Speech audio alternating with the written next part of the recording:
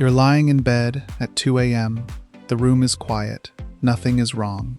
Not technically. But your chest is tight, your jaw is clenched, and some part of you is braced for something you can't name. You tell yourself to relax. You tell yourself it's fine. And your body just doesn't listen. That gap, between what your mind knows and what your body does, that's what this is about. Here's something most people never consider. When something painful happens to us, we tend to measure our recovery by whether we can talk about it without crying, whether we've processed it, whether we've moved on. And if we can answer yes to those questions, we assume we're healed. But healing isn't a story you tell. It's a state your body has to believe. In his book, The Body Keeps the Score, psychiatrist Bessel Kolk makes a point that completely changed how I understand pain, seminash, and people. He spent decades working with trauma survivors, and what he found wasn't what anyone expected. The problem wasn't that people couldn't stop thinking about what happened to them. The problem was that their bodies never stopped experiencing it. Think about that for a second. Not remembering it, experiencing it, present tense. Because here's what trauma actually is.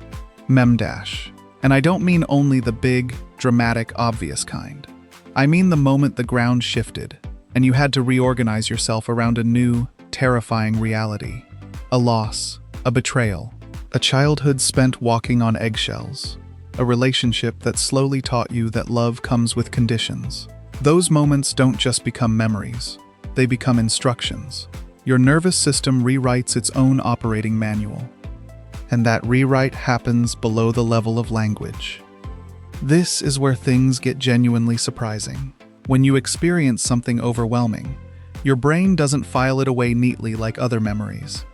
Instead, it gets stored in the body, in muscle tension, in breathing patterns, in reflexes you didn't choose. The rational part of your brain, the part that can reflect and reason and say, that was then, this is now, that part gets bypassed. What's left is a body that still believes it's in danger. So you don't just remember being hurt, you inhabit it. And this explains something that probably confused you about yourself. Why a certain tone of voice makes you shut down completely. Why a small criticism feels like a verdict on your entire worth. Why some days the anxiety arrives before you've even opened your eyes. You've probably tried to logic your way out of these reactions, told yourself you're overreacting, that it doesn't make sense, that other people don't fall apart like this. But you're not overreacting. You're over-remembering, with your whole body. There's a kind of grief in that, actually. Not the clean grief of losing something and knowing you lost it. It's the quiet grief of realizing that some part of you has been protecting you from a threat that no longer exists, exhausting itself every single day, and you had no idea. You were just living your life, wondering why it felt so heavy. This changes everything about how we think about the people around us, too. The person who flinches at a compliment. The one who leaves before they can be left. The friend who turns cold the moment they feel too close to someone. We call these things walls, or baggage, or commitment issues. But what if they're just bodies that learned very specific lessons about what closeness costs? What if their distance isn't a choice, it's a scar? This is exactly what Kolk was describing when he talked about how trauma reshapes identity. It doesn't just affect how you feel, it changes who you believe you are. The body that was hurt becomes the evidence you carry around about your own worth, your own safety, your own place in the world. And here's the part that should make you pause. Most of us spend enormous energy managing these symptoms, the anxiety, the numbness, the hypervigilance, without ever going to the source. We get better at hiding the tremor in our hands.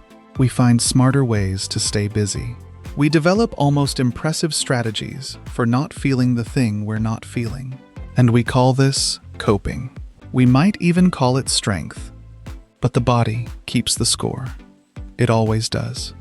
So what does any of this actually mean for you, practically, right now, in your life? It means the goal isn't to find the right words for what happened to you.